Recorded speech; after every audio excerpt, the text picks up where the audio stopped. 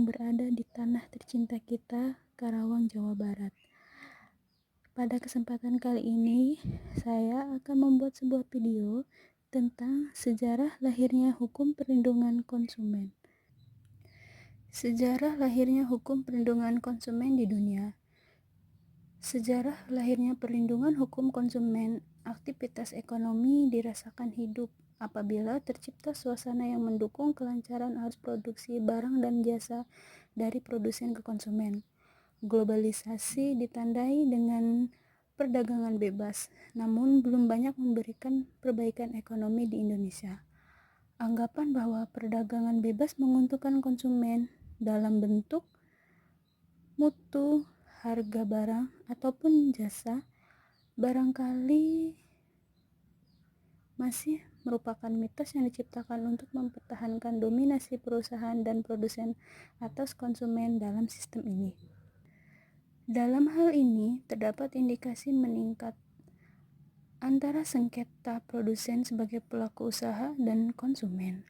Dari sinilah bermunculan seberapa pentingnya lembaga perlindungan konsumen di dunia, yaitu dengan adanya gerakan lembaga Organization of Consumers Union sejak tahun 1960, kemudian berubah menjadi Customers International pada tahun 1995. Anggota Customers International mencapai 203 organisasi konsumen yang berasal dari sekitar 90 negara di dunia. Gerakan perlindungan konsumen berlangsung 4 tahap, dimulai dari tahun 1881 hingga tahun 1965. Tahun 1965, pemantapan gerakan perlindungan konsumen di nasional dan internasional, pusatnya terletak di Amerika Latin dan Karibia, tepatnya di Chili. Kemudian Asia Pasifik, tepatnya di Malaysia. Afrika, tepatnya di Zimbabwe. Amerika Timur dan Tengah, tepatnya di Inggris, dan negara-negara maju, tempatnya di London.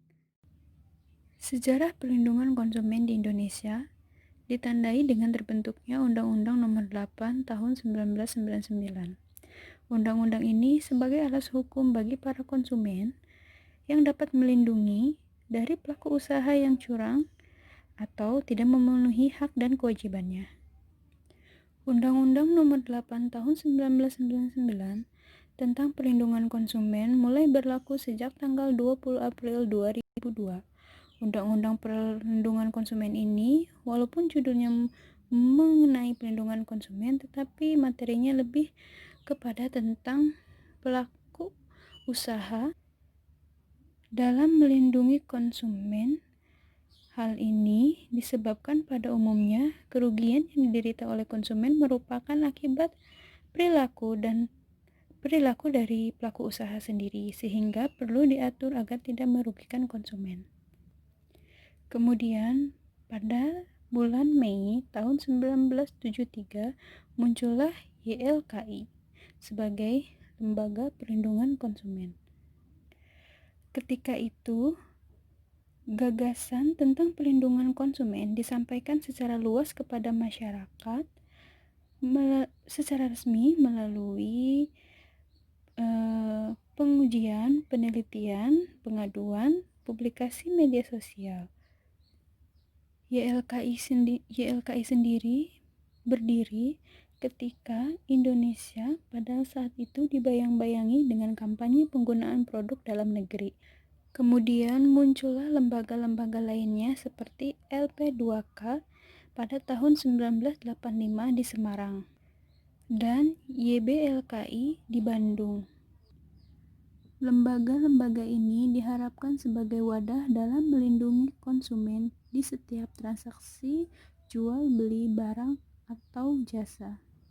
Sebagaimana telah disebutkan sebelumnya, perlindungan konsumen bertujuan untuk melindungi konsumen dalam rangka pemenuhan kebutuhannya sebagai konsumen dan tidak bertujuan untuk mematikan pelaku usaha, melainkan menjadi pecut bagi pelaku usaha untuk meningkatkan kualitas produk dan pelayanannya Kemudian, tujuan perlindungan konsumen sendiri menurut pasal 3 Undang-Undang Perlindungan Konsumen adalah meningkatkan kesadaran kemampuan dan kemandirian konsumen untuk melindungi diri, mengangkat harkat dan martabat konsumen dengan cara menghindarkannya dari eksis negatif pemakaian barang dan atau jasa, meningkatkan pemberdayaan konsumen dalam memilih, menentukan, dan menuntut hak-haknya sebagai konsumen, menciptakan sistem perlindungan konsumen yang mengandung unsur kepastian hukum dan keterbukaan informasi, serta akses untuk mendapatkan informasi. Kemudian menumbuhkan kesadaran pelaku usaha mengenai pentingnya perlindungan konsumen sehingga tumbuh sikap yang jujur dan bertanggung jawab dalam berusaha meningkatkan kualitas barang dan atau jasa, kesehatan, kenyamanan, keamanan, dan keselamatan konsumen.